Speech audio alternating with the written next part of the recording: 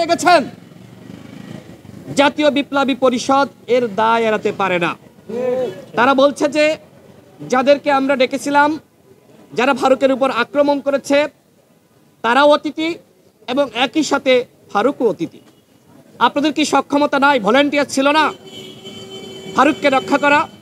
আপনারা তো পারেননি, তার মানে আপনাদেরকেও দায় নিতে হবে। এবং ইতিমধ্যে ফারুক হাসান ক্লিয়ার করেছে যে সেখানে ছাত্রদলের নাম এসেছিল।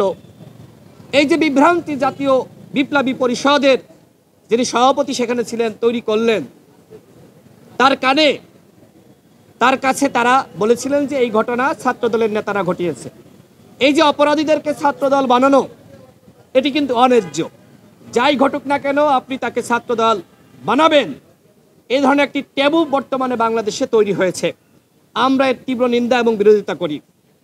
যে ঘটনা ঘটেছে এই ঘটনার কোনো ক্ষমা আমরা করতে পারি না। আপনারাই বলেন তিনি কি ভুল করেছেন?